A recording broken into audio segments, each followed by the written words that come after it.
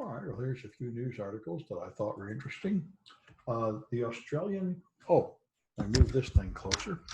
The Australian contract tracing app seems to be an unmitigated disaster of epic proportions. They rushed it out knowing there were a few defects, but they said they were in a hurry. But apparently it doesn't work at all, and they haven't used any of the data because they did not set up the legal framework to allow any of the data to be transmitted between the federal and state government. And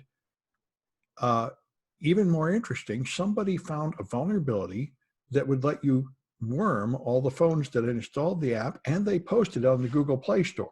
So publicly, the exploit is out there. That's very interesting. I don't know how accurate this is. I haven't seen an example of the worm and such, and he can't get anybody to pay attention or take down the post or patch the app or anything. So it does seem to be a complete disaster, the Australian anti-COVID app. And by the way, the UK anti-COVID app also seems to be a complete unmitigated disaster. They've created this app, but it doesn't work because of the problem with Bluetooth. When the app is open in the foreground, Bluetooth works. When you put it in the background, the Bluetooth signal fades down to 0 and it stops working. And they haven't figured out how to fix that. And it seems almost clear that everything they're doing is totally illegal anyway. So anyway, we'll see what comes of all this. But the COVID tracing apps are not working out very well. So this, I think, is quite interesting. There are a couple of nations in Asia that have actually opened up again and they can do business, and the coronavirus is not spreading much. And that's because they're doing exactly what we are not doing. They are having vigorous testing and contact tracing. And so people will get an alert on their phone saying, you were in this store and someone in that store had coronavirus. And then you can tell exactly when they were there and whether you have been exposed, and then you go into quarantine and such. And this is turning out to be extremely effective. This is what we need here. Now, almost all the United States is going to open up tomorrow, 45 states or something, to a limited extent, including California. But in California, they are actually implementing tracers. Now, it's not an app. It's just the old-fashioned low-tech technique where they test people and then they call people to talk to them and such. So California will probably continue to be okay. We're very fortunate, in my opinion, to live in California, which is taking this thing seriously and preparing for it and opening carefully and watching the numbers. So we'll probably be okay here. I wouldn't go to the rest of the nation much. Most of them are just opening with complete disregard, and Trump is wandering around with no mask and going back to political events again, touring a mask factory without a mask on because he has been told that Republicans feel like it shows weakness to wear a mask, and this is all just fraud, and you should just pretend it's not happening and ignore it. So that's what the rest of the country is going to do, which other nations have tried that. The UK tried that. Various people have tried it. So a lot more people will die there. But here, I think we're going to have an opportunity to do a better job. Disney World is opening. Most people are horrified. You'd have to be out of your mind. I don't think that can be the one in California, is it? I don't know. Anyway, they're opening one of the Disney Worlds, and that seems mad.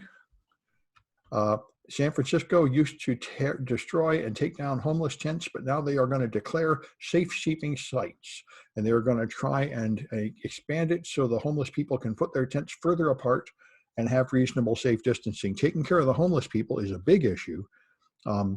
Las Vegas and San Francisco have huge homeless populations, and they both had very little luck doing anything to help them socially isolate. So this is the latest attempt to do that.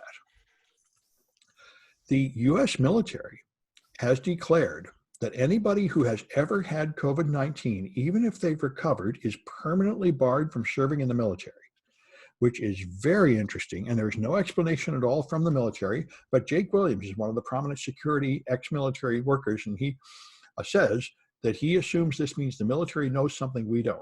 And he says, if you have had heat stroke, you are also barred forever from serving in the military because they have learned that it does permanent damage to you and you cannot exert yourself so much afterwards. And so this strongly suggests that the coronavirus has some permanent long-term weakening effect, or at least that the military believes that. I don't know how they can be sure of that. Anyway, it is interesting. As I've mentioned before, I think I've had it, and I think I am having recurring sickness from it, although I'm not sure. I will have a test on Monday. So sometime next week, I'll get the answer to that for what it's worth, and I may have some measurement of whether I've really had it or not. But a lot of people have. And it does not seem to just go away and stay away forever. Anyway, this is, got a few minutes yet. This is complete madness. Just like a comedy movie with the Three Stooges, a group of ex-military Americans invaded Venezuela, trying to overthrow the government there without apparently any official sanction, and they totally screwed it up and got caught.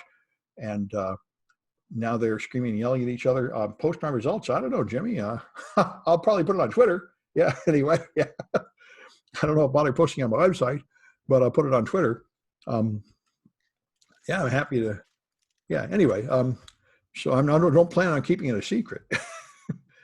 And in Contra Costa, they now say you can get tested for free, but this I think is for active coronavirus. If you think you're sick, the same thing's true in San Francisco. There are places you can get tested for free if you have an active sickness. Testing for antibodies, as far as I know, is not free. I had to pay about $130 for my test. But anyway, so the Center for Disease Control has pretty much been put out of business and hidden by Trump. They've been they don't have any press briefings anymore, and the few orders they've issued to force meatpacking plants to protect their workers have been watered down and changed into just weak recommendations. So all they have to do is say that would be too expensive and they don't have to protect their workers, which is not normal CDC behavior at all. And the CDC, in fact, issued official recommendations for opening states, and the Trump administration has decided to bury that where it will never be seen. Because as you've seen, the Republican position is that we should just open and pretend everything is fine and completely ignore it. And the Trump official guidelines, well, I heard of them a week or two ago, said that none of these states should be opening at all because you're supposed to have a decline in cases for 2 weeks and testing and tracing, and none of them have that. But the Republican position is that you don't need any of that, and they'll just lie about it and pretend you have it. And so that's what we're doing. We're opening up. Same thing that happened in 1918. So Michael Moore has made a movie which claims that all renewable energy is a fraud and it just pollutes the earth more, and they shouldn't have any solar or wind power or hybrid cars or anything, which apparently is absolutely false. There was a time 10 or more years ago when those things were expensive and inefficient and they didn't actually have a net loss of greenhouse gas, but apparently that has now changed with the new higher efficiency stuff. And everybody is very, very angry at Michael Moore for betraying the left side that generally were the ones he liked. So everybody says, don't bother seeing his movie, it's all garbage. Anyway, one of Trump's valets has tested positive for coronavirus. I personally think this is probably about the best news that could happen. You know, the United Kingdom, their prime minister was going to completely ignore this and letting everybody die until he caught it. And that changed his mind. And I think the best thing for America would be if Trump caught it. Then he would suddenly probably change his mind about just letting everybody die.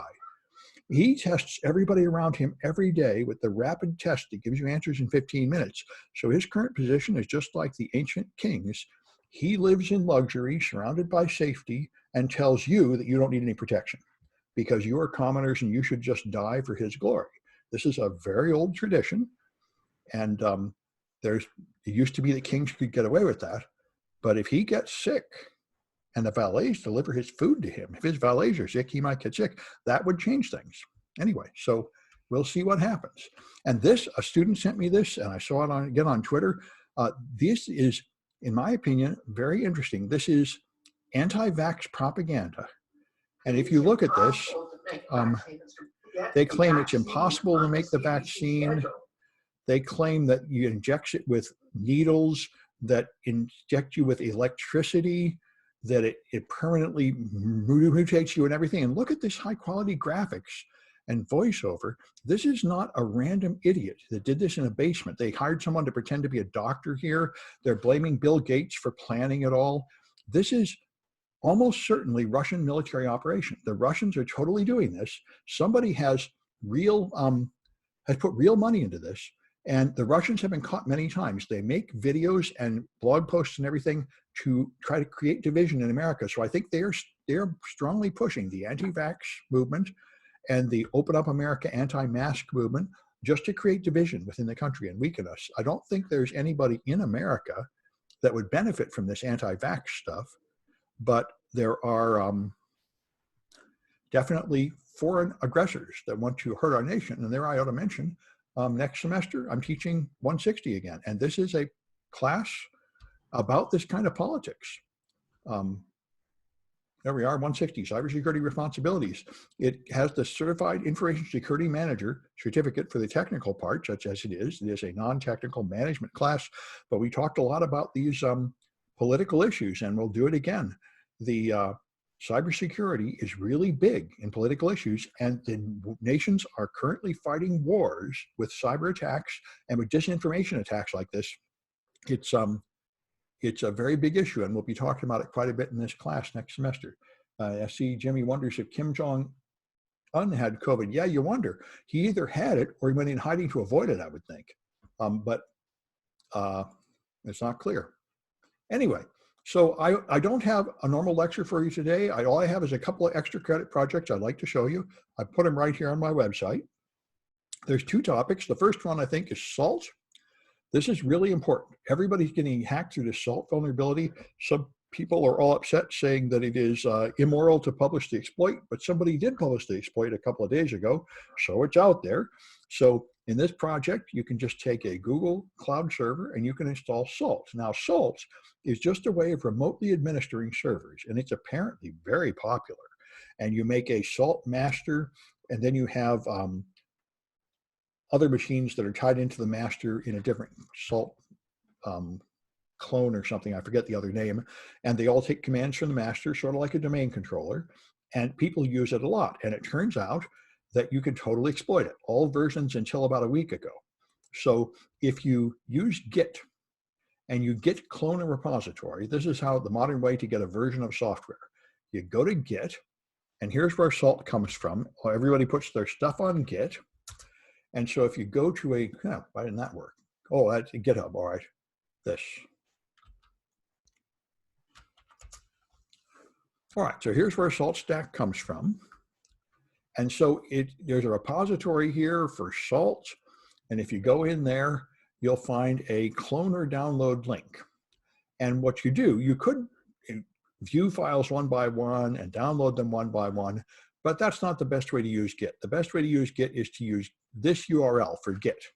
And what you do is you install Git with sudo apt install Git, and then you do git clone and that URL. And this will copy to your machine all the files you need to make this product of source code. And then you can go into the directory it creates called Salt and run git tag, and it will show you all the versions.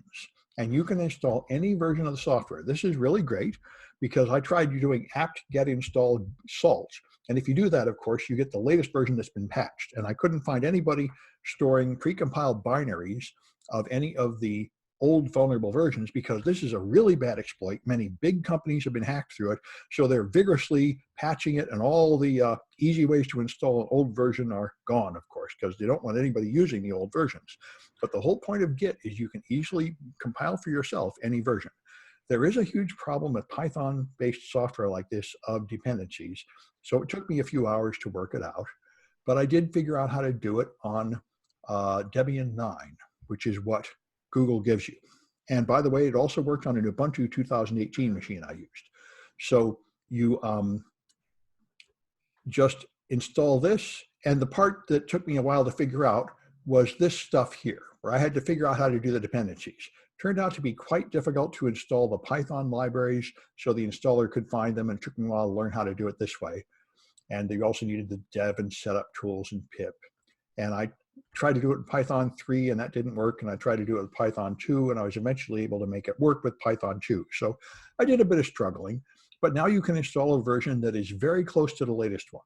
Latest one is 3000.2, and you can run 3000.1, which is old enough to be vulnerable. So when you're done, Salt will be listening on 4505 and 4506.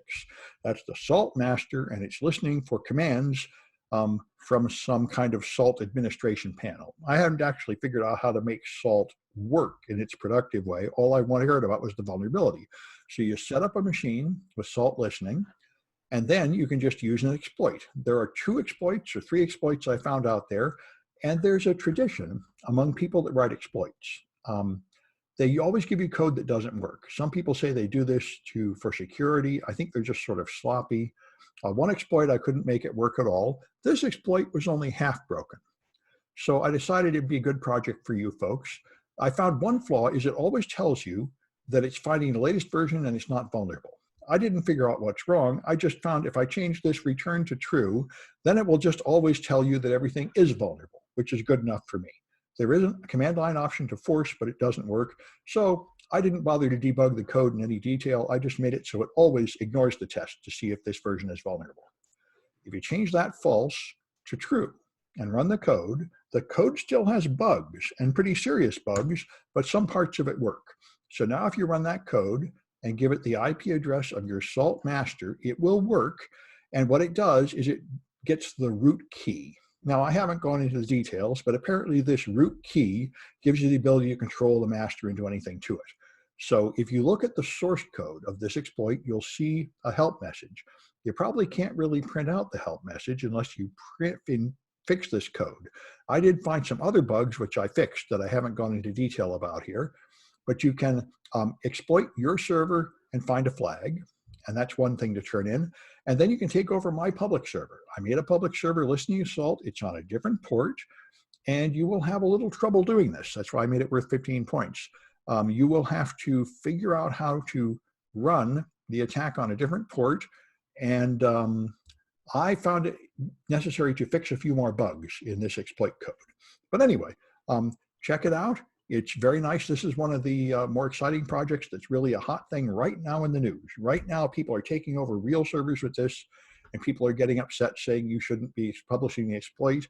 And what I usually do in these cases is I wait for somebody else to publish it so I don't have to take the blame, and then we can play with it.